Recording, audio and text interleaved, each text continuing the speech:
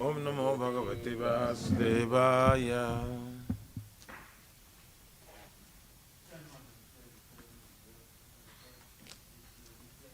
Janmadhyasya yatam vayaditaratascha purisvavidya swara. Tene brahma hridaya adhikavaye mojanti suraya. Tejo varimrida jata vinimajo jatra trisargo mrisya. Dhamna svena sada nirastakuhakam satyang param dhimahi. O my Lord Shri Krishna, son of Vasudeva, O all-pervading personality of Godhead, O all-pervading personality of Godhead, I offer my respectful obeisances unto you. I offer my respectful obeisances unto you. I meditate upon Lord Shri Krishna because he is the absolute truth, I meditate upon Lord Shri Krishna because he is the absolute truth, and the primeval cause of all causes, and the primeval cause of all causes, creation, sustenance, and destruction of manifested universes. of creation, sustenance, and destruction of manifested universes. He is directly and indirectly conscious of all manifestations. He is directly and indirectly conscious of all And manifestations, he is independent because there's no other cause beyond him. and he is independent because there is no other cause beyond him. It is he only who first imparted the Vedic knowledge unto the heart of Brahmaji, It is he only who first imparted Vedic knowledge unto the heart of the Brahmaji, original living being. the original living being. By him, even the great sages and demigods are placed into illusion. By him, even the great sages and demigods are placed into illusion, As one is bewildered by the illusory representation as one is bewildered by the illusory of representations. water seen in fire or land seen in water. Water seen the fire, land seen the water. Only because of him do the material universes, Only because of him do the material universes, temporarily manifested by reaction to the three modes of nature, temporarily manifested by the reaction of the three modes of nature, appear factual, although they are unreal.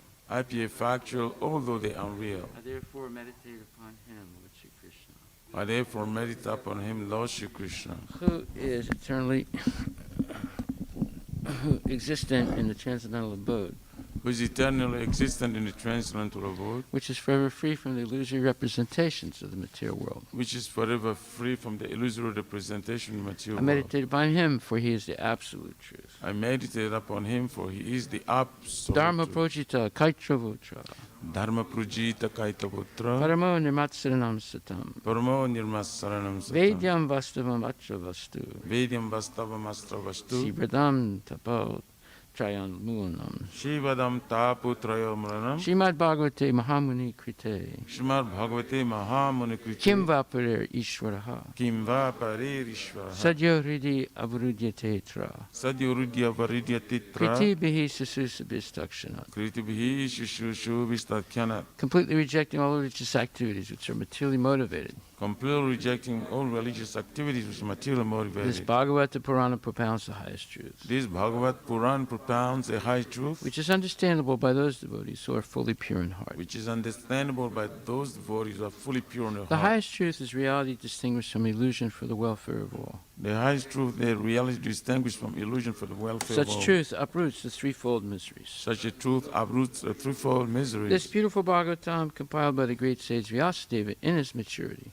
This beautiful Bhagavatam compiled by great sage Vyasadeva in its maturity is sufficient in itself for God realization. is sufficient itself for God realization. What is the need of any other scripture? What is the need of the other scripture? As soon as one attentively and submissively hears the message of Bhagavatam, As soon as one attentively, submissively hears the message of Bhagavatam, by this culture of by knowledge, this culture of knowledge, the Supreme Lord is established within his heart. the Supreme Lord is established within his heart. Nigama kalpatarur galitam phalam, Nigama kalpator the galitam phalam, sukamukad amrita dravya samyatam, Sukamukhat amritatrava sangitam, pibata Bhagavatam rasam alayam, Pibata Bhagavatam Rasamalayam, muhur ahorasika bhuvibhavukaha. Murahorasika bhuvibhavuka. O expert and thoughtful men, relish Srimad Bhagavatam. O expert and thoughtful men, relish Srimad Bhagavatam. The mature fruit of the desire tree of Vedic literatures. The mature fruit of the desired tree of Vedic literatures. It emanated from the lips of Sri Sukadeva Goswami. It emanated from the lips of Sri Shukadev Goswami. Therefore, this fruit has become even more tasteful. Therefore, this food has become even more tasteful. Although its nectarine juice was already relishable for all, Although its nectarine juice was relishable for all, including liberated souls. including liberated souls. Shinvatam Swakata Krishna. Shrivatam Swakata Krishna. Punya Shravana Kirtana. Punya Shravana Kirtana. Hridyantaksto hi Badrani. Hridyantasto Hyabhadrani. Vidunati Suhitsatam. Vidunati Suritsatam. To hear about Krishna from Vedic literatures, To hear about Krishna from the Vedic literature, or to hear from him directly through the Bhagavad Gita, or to hear from him directly through the Bhagavad it's Gita, itself righteous activity. it is a righteous activity. And for one who hears about Krishna, And for one who hears about Krishna, Lord Krishna is dwelling within everyone's heart, Lord Krishna is dwelling within everyone's heart, acts as a best wishing friend, acts as the best wishing and friend, purifies the devotee who constantly engages in hearing of him. and purify the devotees constantly engaged in hearing of him. Nasta presu abhadresu Nasta Praishra Bhadreshu nityam bhagavata sevaya Nityam Bhagavata Sevaya bhagavati uttama sloke Bhagavati Uttama Sloke bhaktir bhavati naistiki. Bhaktir Bhavatir Nastiki. In this way, a devotee naturally develops his dormant transcendental knowledge. In this way, devotee naturally develop his dormant transcendental As he knowledge. hears more about Krishna from the Bhagavatam As he hears more about Krishna from the Bhagavatam and from the devotees, and from the he devotees, becomes fixed in the devotional service of the Lord. becomes fixed in devotional service of the Lord. Tadarajastamo bhava Tadarajastamo bhava kamalobhadayaschaye Kamalobhadayaschaye cheta etar anavidam Cheta itaranavidam stitvam sattve prasidati. Stitam sarvi prasidati. By development of devotional service, By development of devotional one service, becomes freed from the modes of passion and ignorance, one becomes freed from the modes of passion and ignorance, and thus material lust and avarice are diminished. and thus material lust and avarice are diminished. Evam prasana manaso Evam prasanna manasu bhagavat bhakti yogataha Bhagavad Bhakti Yogata bhagavat tattva vijnanam Bhagavad Tattva mukta Vijnana sangasya jayate. Mukta Sangasa Jayate. When these impurities are wiped away, When these impurities are wiped away, the candidate remains steady in his position of pure goodness, the candidate remains steady in position of pure becomes goodness, enlivened by devotional service, becomes enlivened by devotional and service, understands the science of God perfectly. and understands the science of God perfectly.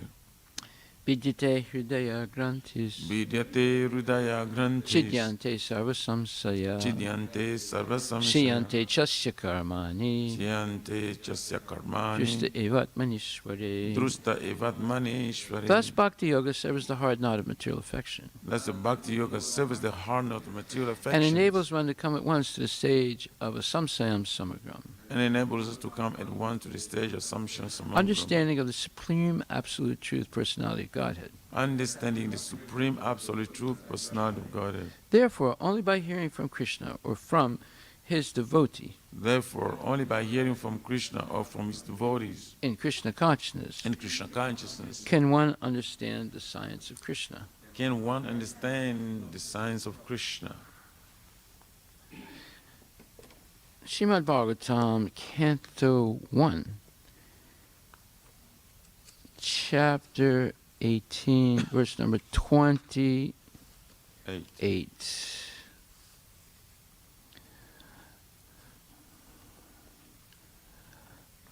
Alabdatrina Bhumyadir Alabdatrina Bhumyadi Asampraptargya Surita Sunrita Sunrita Asampraptagya Suritaha Sunrita Sunritaya Avagyatam Ivatmanam Avagyatam Ivatmanam Manyamanas Chukopaha. Manyamana Chakopaha.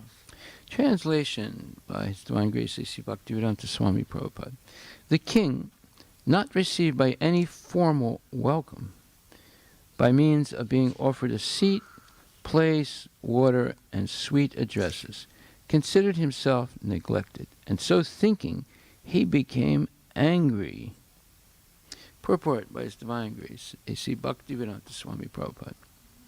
The law of reception in the codes of the Vedic principles states that even if an enemy is received at home, he must be received with all respects. He should not be given a chance to understand that he has come into the house of an enemy. When Lord Krishna, accompanied by Arjuna and Bhima, approached Jarasandha in Magadha, the respectable enemies were given a royal reception by King Jarasandha. The guest enemy, namely Bhima, was to fight with Jarasandha, and yet they were given a grand reception. At night they used to sit down together as friends and guests, and in the day they used to fight, risking life and death. That was the law of reception. The reception law enjoins that a poor man who has nothing to offer his guests should be good enough to offer a straw mat for sitting, a glass of water for drinking, and some sweet words. Therefore, to receive a guest, either friend or foe, there is no expense. It is only a question of good manners. When Maharaj Pariksit entered the door of Samika Rishi, he did not expect a royal reception by the Rishi because he knew that saints and Rishis are not materially rich men. But he never expected that a seat of straw, a glass of water, and some sweet words would be denied to him. He was not an ordinary guest, nor was he an enemy of the Rishi. And therefore, the cold reception by the Rishi astonished the king greatly. As a matter of fact, the king was right to get angry with the Rishi when he needed a glass of water very badly. To become angry in such a grave situation was not unnatural for the king. But because the king himself was not less than a great saint, his becoming angry and taking action were astonishing. So it must be accepted that it was so ordained by the supreme will of the Lord. The king was a great devotee of the Lord, and the saint was also as good as the king. But by the will of the Lord, the circumstances were so created that they became ways to the king's becoming unattached to family connection and governmental activities, and thus becoming a completely surrendered soul unto the lotus feet of the Lord. The merciful Lord sometimes creates such awkward positions for his pure devotees in order to drag them towards himself from the mire of material existence. But outwardly, these situations appear to be frustrating to the devotees. The devotees of the Lord are always under the protection of the Lord, and in any condition, frustration or success, the Lord is the supreme guide for the devotees. The pure devotees, therefore, accept all conditions of frustration as blessings from the Lord. Srimad Bhagvatam, Grantaraj ki jai, Srila Prabhupada ki jai. So the law of reception is very interesting. The Muslims have a similar type of code. And oftentimes they practice it. Like if some enemy comes, they welcome them with great respect and offer them place to sit. They exchange kind words. They offer them a feast and like that. And then when the person leaves, they go after him and kill him. It's happened a lot. So, of course, that's really hard to understand for most people. But here we see that there is, in the Vedic times, there was law of reception, and enemies at night would stop fighting as soon as the sun went down. And then they would join together for feasting and being merry and speaking in friendly terms together. And then the next morning they would continue to try and kill each other. The only difference is, trying to kill each other, it was done with codes of war. They didn't break the codes of war. If someone surrenders, you don't kill them. If someone's off their chariot, you don't kill them. There are different principles like that. There were very strict codes of law of war. But the Muslims, of course, didn't do that. I mean, they had the law of reception, but after the next morning, someone leaves, and then they ambush them and kill them. So that's a different culture. But there was remnants of the original Vedic culture, because everything is coming originally from the Vedic culture, whether it's Judaism or Islam or Christianity or Sikhism or Jainism or Buddhism. All those different religions have some relationship originally with the Vedic knowledge. So then it says, even a poor man who's not expected to give an opulent reception, still the bare minimum is a straw mat to sit on, a glass of water, and kind words.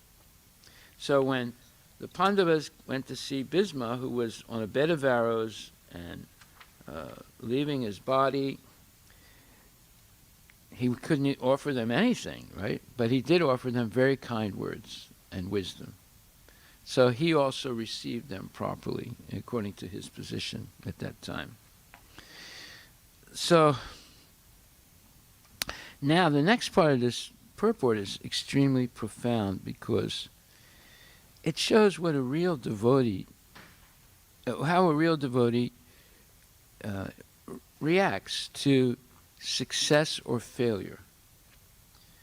And everyone, in a sense, is going to fail in life, because we're going to get old, we're going to get sick, and we're going to die. So that is failure. But the devotee goes through those stages differently than the non-devotee. The non-devotee is regretful, the non-devotee is very frustrated, the non-devotee is resentful.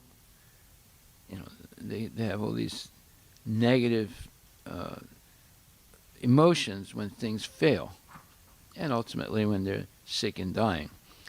But here we see that, but by the will of the Lord, the circumstances were so created that they became ways to the king's becoming unattached to family connection and governmental activities, and thus becoming a completely surrendered soul unto the lotus feet of the Lord. Now, we should expect that this can happen to us. Why? Because it happens to everybody. The circumstances might be different, but everyone is going to experience this type of, let's say, disaster in their life. Either it's sickness, either it's family arguments. There's many different ways that it happens, but it's going to happen. And someone would say, well, why should such a thing happen? Well, it's because it's to teach us that our only salvation is complete dependence on the mercy of the Lord. And Prabhupada talks about this. He said that when he was a grihasta, when he would hear a particular verse, I'm going to read it now, he would shudder and hope, well, let's say in a sense, hope that it would never happen to him. So what is that verse? It is 289. 289. Yeah. So that verse is Yasyaham anugrinanti harishita danam sanai. My first mercy, Krishna says, shown to my devotee, is to take away all his material opulence. Oh my God. So when Prabhupada would hear that or think about it, he would shudder, thinking that that could happen to him. And guess what? It happened to him. He went bankrupt, and his family sort of was very disappointed with him, and the situation looked horrible, right? But yet, the same thing is happening here to Maharaj Parikshit. But how does a devotee react in such a situation? That is the main point. But by the will of the Lord, the circumstances were so created that they became ways to the king's becoming unattached to family connection and governmental activities, and thus becoming a completely surrendered soul unto the lotus feet of the Lord. The merciful Lord sometimes creates such awkward positions for his pure devotees in order to drag them towards himself from the mire of material existence. But outwardly, the situations appear to be frustrating to the devotees. The devotees of the Lord are always under the protection of the Lord, and in any condition, frustration or success, the Lord is the supreme guide for the devotees. The pure devotees, therefore, accept all conditions of frustration as blessings from the Lord. There it is. The pure devotees, therefore, accept all conditions of frustration as blessings from the Lord. Now, this is almost impossible for a normal person to understand. But Krishna speaks about this. You can see it right here. He's speaking about it. And it's not just once. It's in many different situations in the scriptures that he talks about this. And then great devotees also talk about this.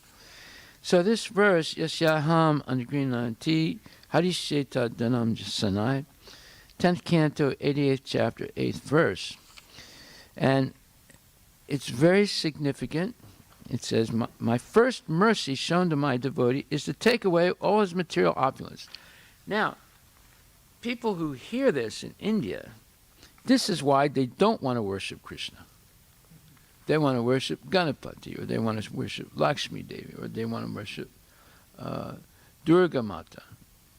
Because they think, oh my God, if I worship Krishna, he'll take everything away from me. And obviously, their whole purpose is to accumulate things, not to lose things that they're attached to. But however, let's look at the case of Prabhupada. He goes bankrupt, and then eventually he leaves his family and goes to Vrindavan, and he gets bored by a bull, and he's in the hospital. He's seriously injured, and he's thinking, maybe I made a mistake leaving my family, because there's no one there to help him. Of course, he's in a hospital, but there's no one there to help him, and this terrible accident happens, or maybe it wasn't an accident. But he decides in his mind, he firms up, he decides that no, he will not go back to his family, and it will just depend on the mercy of Krishna. So he gets better. But it's a struggle for him. It's all struggle. And every effort he made to spread Krishna consciousness more or less failed in that period, even after he took sannyas. Most of his efforts failed. And he could hardly make more than one disciple. And he was a grihastha who was a Sanskrit expert, but he was, attached to his family. So then Prabhupada decides he's going to go to America. And somehow or other he begs Srimati Maharaji to give him a free ticket because he didn't have any money. Right? And he gets the ticket and he decides to, and then she tries to convince him not to go. She said, look, you're an old man, it's cold there in America, and you don't understand American culture, and it's not easy. But anyway, Prabhupada is determined to serve his guru. And he finally boards the Jaladuta in Calcutta, and on the way to America, he has 2 severe heart attacks with no medical help. Somehow or other, he survives. And before that, he gets seasick because the boat is going up and down, and it's very much uncomfortable for him. And he has to cook for himself, and he's alone.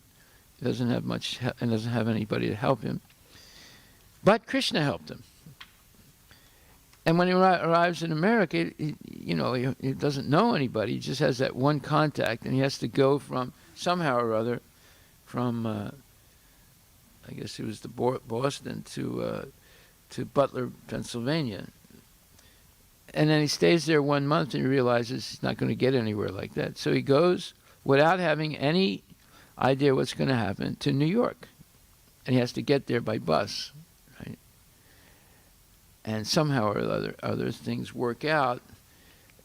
But when he finally has a small apartment in a very small temple, someone steals his typewriter and his translation of Bhagavad Gita. And the police don't know what to do. They can't find it. So I mean, he had so many upsets, and it looked very, very, let's say, dire and not very promising. But yet he didn't give up, and eventually everything turned around because of his absolute dependence on the mercy of Krishna. He was even going to buy a ticket and go back to India. And he looked into it, but then he decided not to do it.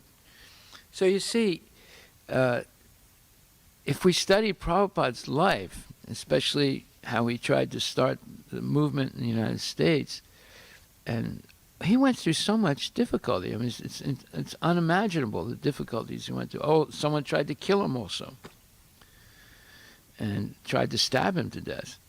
So here we see Prabhupada is writing, the merciful Lord sometimes creates such awkward positions for his pure devotees in order to drag them toward himself from the mire. Mire means like the entanglement or the unhealthy situation of material existence. But outwardly, the situations appear to be frustrating to the devotees.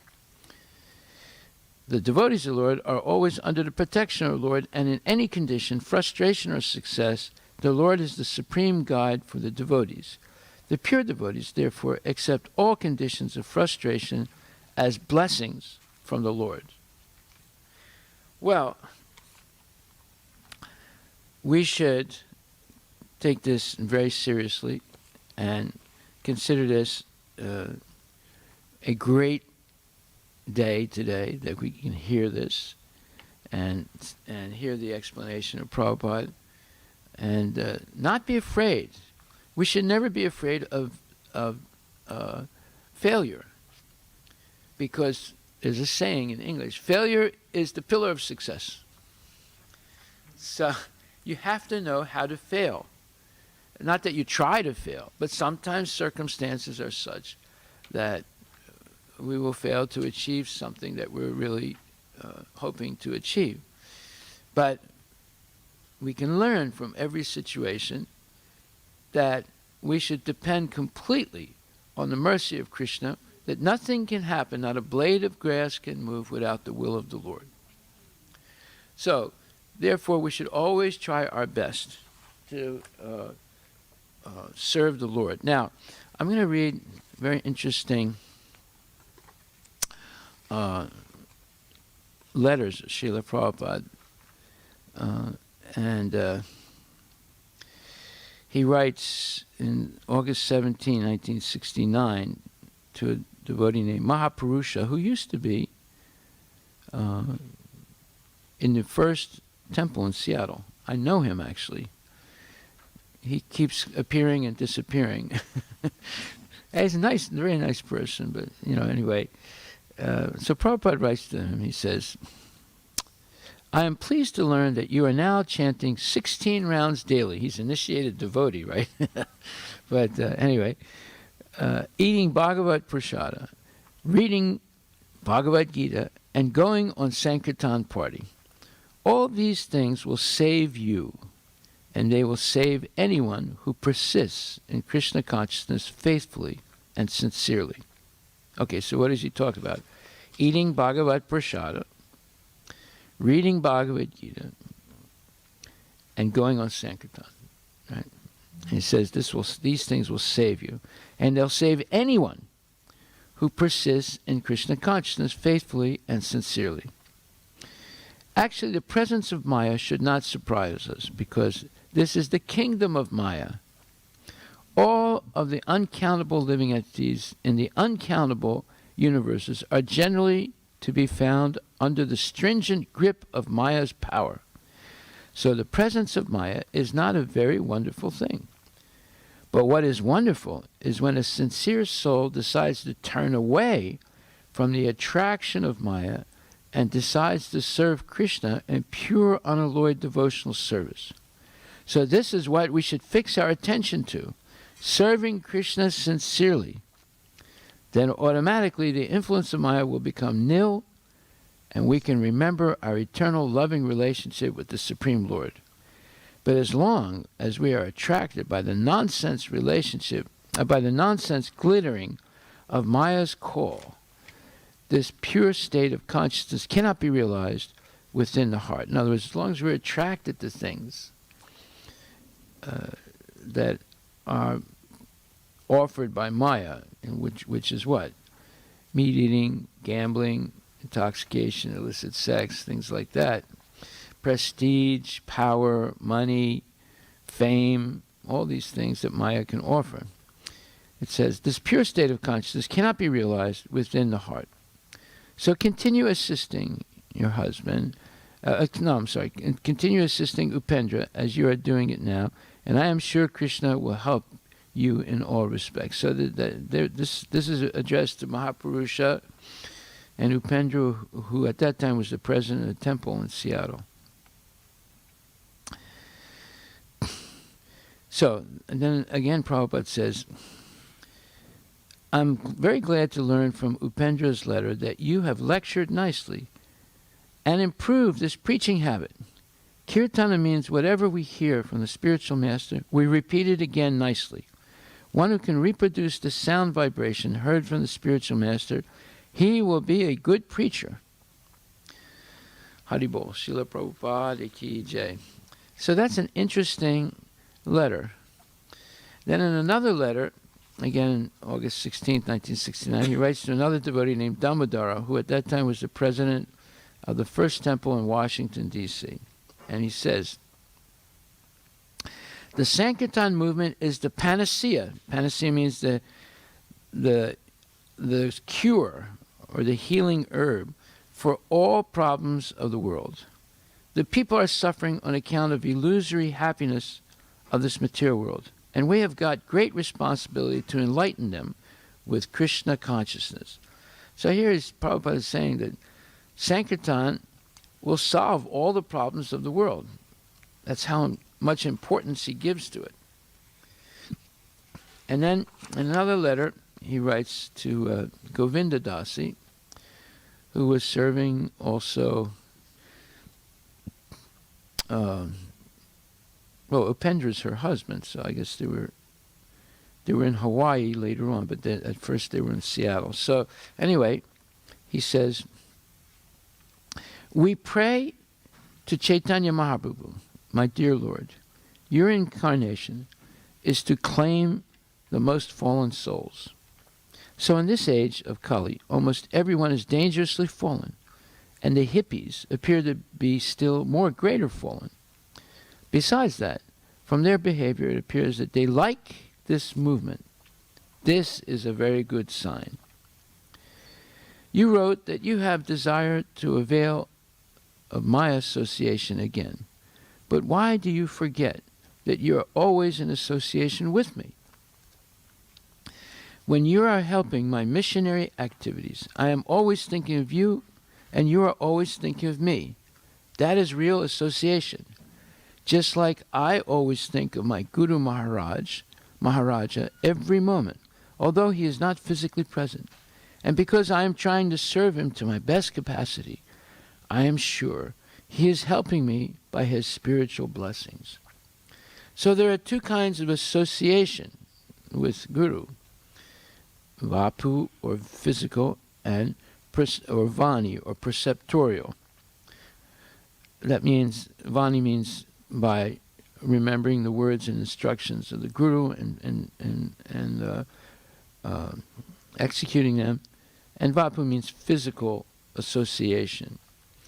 Prabhupada says, physical association is not so important as perceptorial association.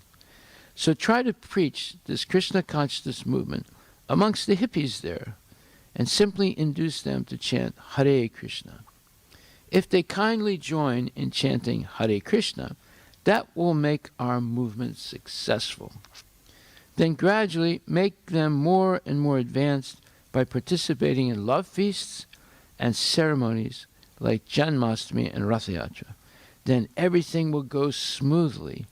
The only thing wanted is that we should work very sincerely with full faith in Krishna and the spiritual master. Then all help will come automatically. Okay, so these are important letters by Srila Prabhupada. And like I said, in the new year, we should hear this type of wisdom coming from the founder Acharya of the International Society for Krishna Consciousness. This is what inspired devotees 50 years ago. And this is what will continue to inspire us today. So Prabhupada also writes, he says, real yoga is Buddhi yoga, the yoga of devotional service, which brings about direct perception of the Supreme Lord. When the devotee meets the Lord face to face, liberation takes the form of a woman and is at his beck and call. This is an amazing statement by Prabhupada. Let me read that again. He says, liberation, when the devotee,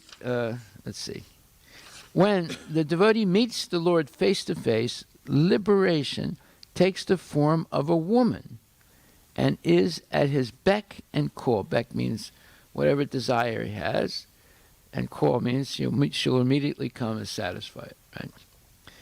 Eager to serve him, and she is accompanied by personified material opulence, sense pleasure, and religiosity, all of whom wait upon the devotee like servants. The pure devotees of the Lord are all embodiments of perfection in yoga. Thus, the 4 Vedic goals are truly at their beck and call. In other words, liberation, opulence, material opulence, sense pleasure, and religiosity, dharma, artha, kama, moksha. And beyond these 4 goals is the supreme destination, super consciousness, or God consciousness. This is the 5th and paramount Vedic goal. One who has reached the state of unalloyed Krishna consciousness is an extremely rare personality. 1 in a million devotees, according to Lord Chaitanya. So it's this very rare thing. Such an elevated state of consciousness is the last word in yoga. None of the other yoga processes, such as Hatha Yoga or Raja Yoga, can bring one to this platform. Buddhi Yoga lies far above these yoga practices, which are, Buddhi Yoga means pure devotional service, which are mostly physical disciplines. Buddhi Yoga, however, is a spiritual discipline for self-realization. This realization is a full perception of the non-dual absolute truth, whereby one sees everything resting in the Supreme Lord and the Supreme Lord in everything. Well, this is an amazing statement, and he makes it several times. In another place, he says, thus, in one sense, the Vaishnavas are pure monists. So he's saying the Mayavadis are dualists, but the Vaishnavas are pure monists. The Mayavadis claim to be monists, but they divide the material nature from Krishna. and they divide the Brahma Jyoti from Krishna. So they're dividing all the time into two. But when you have real knowledge of who Krishna is, and what does that mean? He is the source of everything. Then there's nothing divided. Everything is connected to Krishna. That's monism, real monism. And the Mayavadis, all they do is keep dividing Krishna from everything else, and that's dualism. So the devotees are pure monists. And then here it says, this realization is full perception of the non-dual absolute truth, whereby one sees everything resting in the Supreme Lord and the Supreme Lord in everything. Okay, so this is what is meant.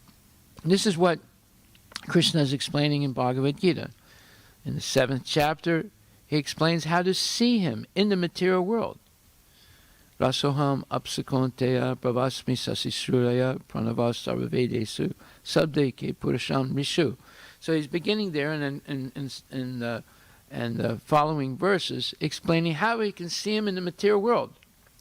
He says, I am the taste of water, and I am the light of the sun and the moon. And also, Vedesu Sarvabhutam, and I am the Om in every Vedic mantra, and Om Pranava. And I am ability in man, and I am the Pranava Sarvaveda, so Sabde Ke Purusham Nisu. I am sound in ether and ability in man. So he's teaching us how to see him in the material world in the 7th chapter, in the 10th chapter, and the 11th chapter. And then when you get to the 13th chapter, he explains what is the real process of knowledge. And next, he explains how to surrender to him. So he explains what is real knowledge, jnana, and then how to surrender to him, or in other words, being introduced to him, that's called sambandha, and then functioning in his service, that's abhideya, and then eventually attaining pure love of God. So these are the things that are explained in the 13th and 15th chapter of Bhagavad Gita. So in this way, we learn to see him in everything, and we see everything connected to Krishna. That is real monism. That is real oneness. And then when we agree to please the Lord in every way, then we become liberated. Or as it says, Yomam evam asamuto janati purushottama sasarvavid bhajante mam sarvabhavena bharata. Whoever knows me as the Supreme Personality of Godhead without doubting is the knower of everything. He therefore engages himself in full devotional service to me. Itiguyatamam shastram idam uktam mayanaga etad buddhva buddhimam syat kritakrityascha bharata. O son of Bharata, this is the most confidential part of the Vedic scriptures, O sinless one, and it is disclosed now by me. Whoever understands this will become wise, and his endeavors will know perfection. So, then Prabhupada says, once a person surrenders fully to the Lord's lotus feet, he sees the Lord's form everywhere. Not this world of moving and non-moving matter. So, he says, he sees the Lord's form everywhere. He doesn't exactly see this world of moving and non-moving matter. He sees Krishna everywhere. Within the matter, he sees, and within the heart of every living entity. And he doesn't see anything separate from Krishna. So, these are some points I wanted to discuss. And therefore, a devotee is not afraid of failure, because he knows that not a blade of grass moves without the will of the Lord, that the Lord has some plan. So the devotee remains steady in his devotional service. He, in fact, doubles down when there's failure and does not doubt his dependence on the Lord or the goodwill of the Lord. Therefore, the devotee sees failure as a blessing, because he takes complete shelter of the Lord and depends on him. Okay, Hare Krishna, all glories to Srila Prabhupada. Don't try to fail purposely, of course. That would be a big mistake. Are there any questions or comments?